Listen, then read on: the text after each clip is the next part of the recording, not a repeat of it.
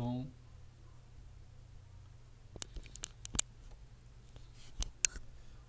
irmãos queridos, estamos fazendo aqui um teste de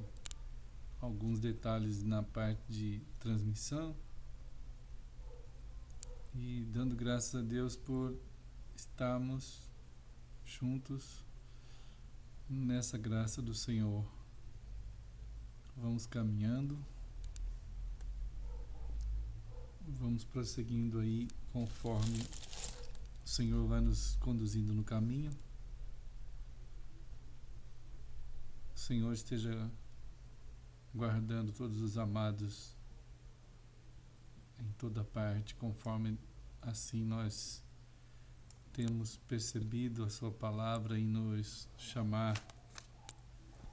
a essa reflexão, a esse tipo de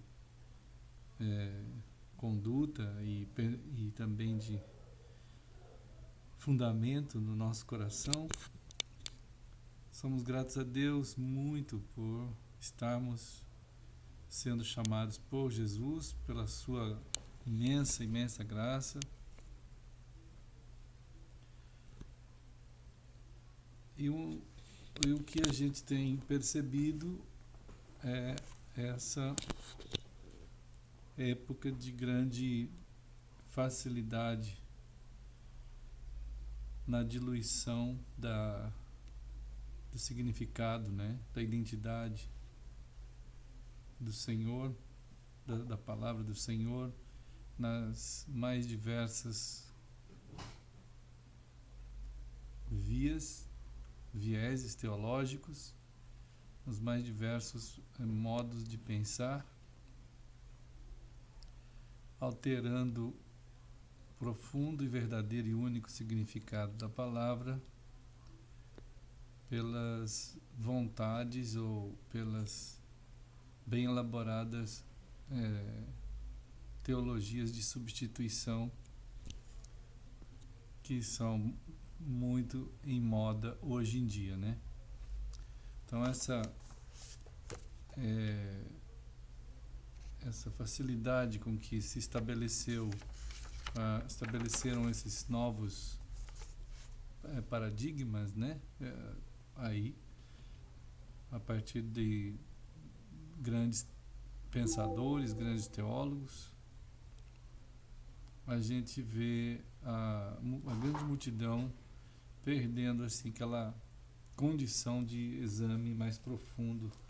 até mesmo falta de coragem de examinar a palavra do Senhor com os critérios mais simples que todos os cristãos deveriam, uma vez cristãos, deveriam ter como frutos no seu modo de encarar e de ver a vida, né? Então a gente está procurando incentivar também que cada um esteja orando e fazendo esse tipo de reflexão. A que ponto, até onde nós estamos dispondo a nós mesmos a sermos examinados constantemente, dia a dia, pela palavra do Senhor. É claro que a maneira com que cada um foi construído, né, nessa caminhada cristã, também influencia esse tipo de reflexão. A maioria do pessoal, dos cristãos, tem uma ideia centrada basicamente na pessoa, centrada basicamente na estrutura religiosa que ele faz parte. E essa estrutura religiosa montou um paradigma tal em que as coisas são divididas, né? Há uma divisão entre o mundano e o sagrado. E por isso, entre tantas coisas estranhas que foram sendo geradas nesse tipo de visão, a gente tem a ideia de que há uma esfera em que Deus age então seria uma esfera sobrenatural, e a outra esfera então natural, onde então é apenas uma escolha e trabalho, esforço e todo tipo de condução humana, ou da natureza, né? Daquilo que contém a própria essência das coisas. E Deus então está agindo quando se tem algo sobrenatural. No natural é dada o livre-arbítrio, né? A livre condição do ser humano lidar com tudo, e isso acabou se tornando numa nova ditadura teológica, numa nova postura teológica, numa nova corrente e ortodoxia, num novo dogma teológico em que assim estão submetidos todos os cristãos dentro daqueles paradigmas particulares. E isso seria uma concessão da divindade, dando aos elementos humanos e à própria natureza a condição de se conduzir uma autonomia, o que de fato não existe. Todo o tipo de revelação a partir do Deus da palavra que temos aqui é que ele é soberano sobre todas as coisas, e nós, claro, se nós rebaixarmos essa soberania do Senhor a ponto do que o ser humano é elevado a uma condição de autônomo, então, claro que toda a percepção humana e toda a percepção avaliada pelo ser humano como natural, ele estará declarando então que Deus ali está ausente. É uma ausência a partir da definição humana, uma destruição da base fundamental da soberania absoluta de Deus sobre tudo e sobre todos. E quando nós então somos inseridos nessa relação com o Senhor, somos alcançados por Ele, passamos a ter essa vida que somente Deus tem e pode dar. Nessa condição, somos chamados nessa nova identidade, então, um novo significado, um novo propósito, uma nova direção, e toda essa condição nós vamos estar inseridos em uma dimensão de existência e de funcionamento que vai extrapolar uma capacidade humana de analisar, de ver todas as coisas. Ele não consegue, é impossível o ser humano alcançar essa dimensão. No entanto, sendo afetados, alcançados por Deus, nós vamos começar, na maturidade que vai sendo adquirida ao longo da caminhada, da jornada, do crescimento, dessa aproximação, dessa intimidade com o Senhor, nós vamos percebendo não só a nossa própria postura dentro dessa dimensão cósmica e dos ambientes de Deus e do que Ele faz, e também mais e mais percebendo o todo como Ele está em operação a partir de Sua palavra, como a nossa própria identidade particular naquele processo que poderá parecer algo simples, como dar um copo d'água, como entregar uma pequena oferta ou um olhar, ou um toque, ou sentar na relva com Jesus, ou estar caminhando num deserto ou observando os lírios do campo, ou os pássaros, ou enfim, são atitudes tidas como extremamente simples, e